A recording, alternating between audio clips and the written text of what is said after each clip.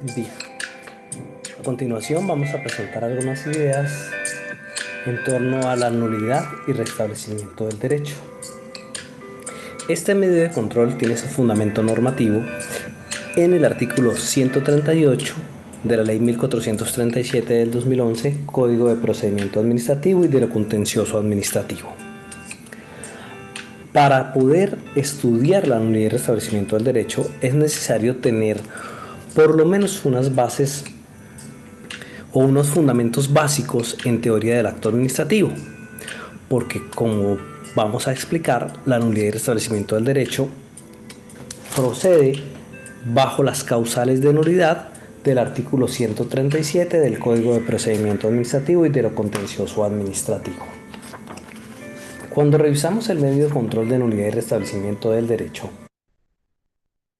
encontramos que es un medio de control o una acción de naturaleza subjetiva, individual, temporal y desistible, a través de la cual una persona que se considera lesionada en un derecho que está amparado en una norma, como efecto de la vigencia de un acto administrativo viciado de nulidad, puede solicitar por medio de su representante ante la jurisdicción de lo contencioso administrativo que se declare la nulidad de ese acto administrativo, esto es, que pierda su fuerza ejecutoria por una declaración judicial en beneficio de esa persona afectada y como consecuencia se ordene el restablecimiento de su derecho o se repare el daño. A través de este mecanismo procesal, también se puede solicitar que se modifique una obligación fiscal o de otra clase o que se devuelva lo que se pagó indebidamente. Esta acción tiene por objeto la protección directa de los derechos subjetivos de las personas que están amparados en una norma jurídica y que fueron desconocidos por el acto administrativo, y que quede muy claro, no por un hecho, no por un contrato, no por una operación administrativa, no por una ocupación o por una omisión de la administración. Acá se trata de discutir un acto administrativo y en este caso vamos a hablar de acto administrativo, en esencia, acto administrativo de carácter particular. No pretende este medio de control buscar pronunciamientos generales de anulación a favor de la legalidad. Desde esa perspectiva, digamos que la técnica de impugnación por parte de la persona interesada varía radicalmente frente a lo expuesto con la acción de nulidad, incluso lógicamente con la reparación directa, porque digamos que este medio de control procede frente a los actos administrativos incursos en alguna de las causales de nulidad que hemos expuesto a propósito de la acción de nulidad y que ocasionan perjuicios o daños a las personas interesadas en sus derechos subjetivos. Si los daños a los derechos se derivan o no del contenido del acto, si no se derivan del contenido del acto, sino que se derivan es de la ejecución, no estaremos hablando de nulidad de establecimiento del derecho, sino de reparación directa, precisamente en razón a las indebidas operaciones protagonizadas por la administración, porque esa operación pues es la materialización de lo que se ordenó en el acto administrativo. Aquí lo que vamos a atacar, reitero, es el acto como tal. Y también proceden cuando se ocasionan perjuicios con la emisión de un acto administrativo de carácter general. En ese sentido, cuando se trata del acto administrativo de carácter general, pues lo que voy a tener en cuenta es que yo voy a poder hacer esa reclamación siempre y cuando lo haga dentro de los 4 meses siguientes a la publicación del acto administrativo de carácter general. Esto, pues, a raíz de lo que hemos explicado de la teoría de motivos y finalidades. En los casos del restablecimiento del derecho, digamos que le corresponde a quien considere afectados o vulnerados en sus derechos, no solamente exponer las razones de la incongruencia entre el acto administrativo y el ordenamiento jurídico a la luz de las causales de nulidad, sino que también, digamos que tiene una carga o una obligación probatoria de demostrar que como consecuencia de esa expedición de ese acto administrativo resulta vulnerado a partir del desconocimiento del principio de legalidad, sus derechos y que se ha causado un daño y como consecuencia unos perjuicios. Esto con el propósito de poder deducir el tipo de restablecimiento que le corresponde con cargo a la administración. Entonces, el petitum o la petición al juez resulta, por lo tanto, un poco compleja, porque es que acá no solo se implica un juicio de legalidad, sino también la reparación para restablecer los derechos vulnerados. Y entonces lo que vamos a encontrar es que en la práctica pues se combinan pretensiones declarativas y condenatorias. Las primeras respecto del juicio de legalidad y las segundas en lo que corresponde al restablecimiento del derecho. La sentencia que resuelve la acción de nulidad y restablecimiento del derecho, dice el maestro Jaime Orlando Santofimio, producirá efectos interpartes. Esto es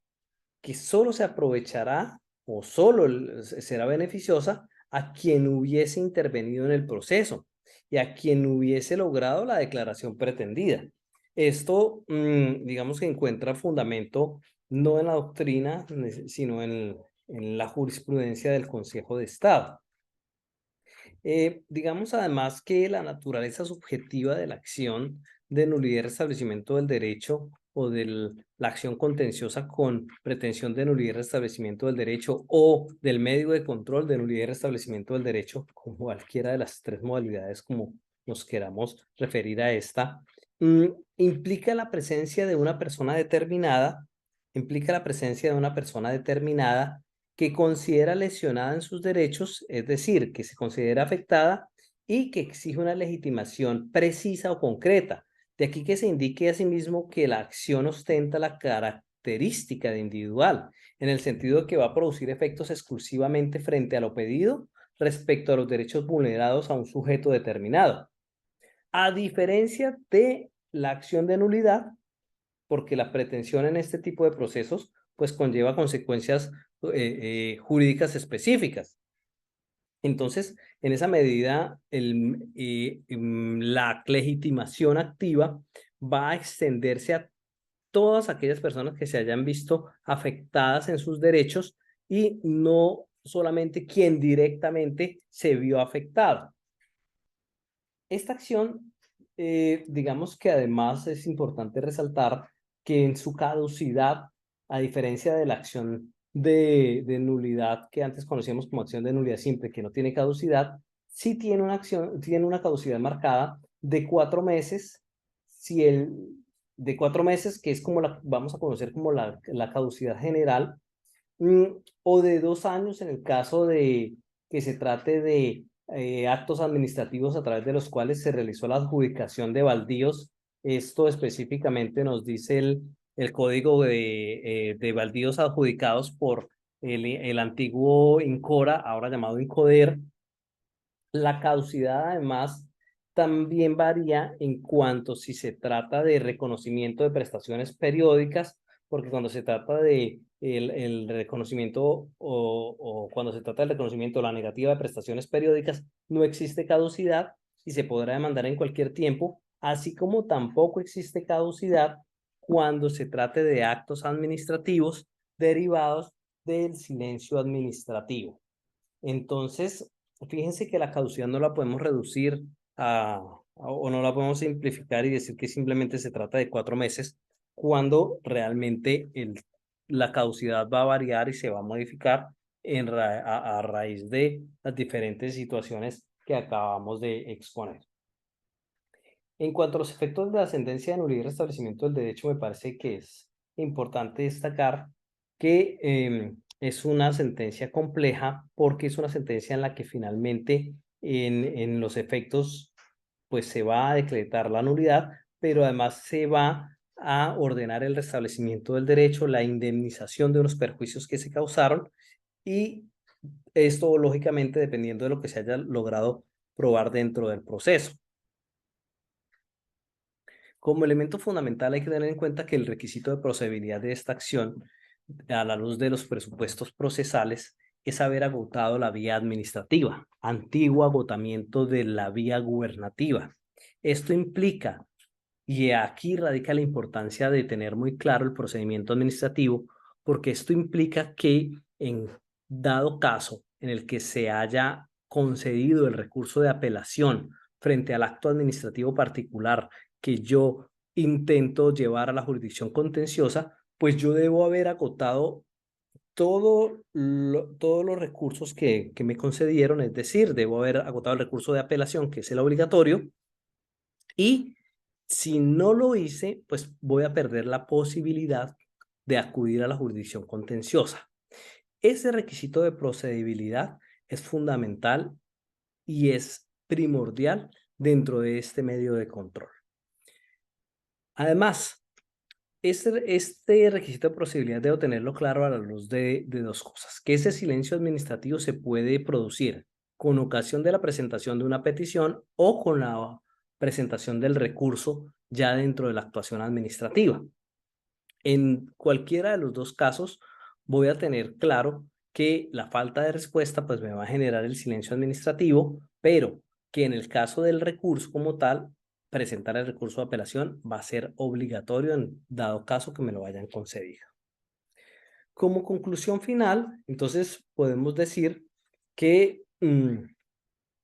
la nulidad y restablecimiento del derecho me sirve para impugnar como norma general actos administrativos de contenido particular por las mismas causales previstas para la acción de nulidad. Podemos decir además que en cuanto a quién es titular de este medio de control, es decir, que el afectado en un derecho subjetivo estará legitimado para poder demandar.